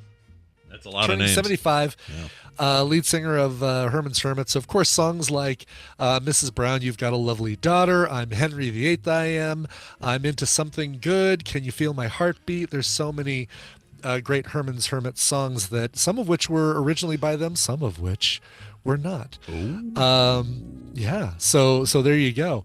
Anyway, that's going to be coming up today at 1 p.m. Mountain Time, twitch.tv/Coverville. You're going to hear covers by folks like the Stool Pigeons, the Beau Brummels, and even the former lead singer of UB40, Allie Campbell.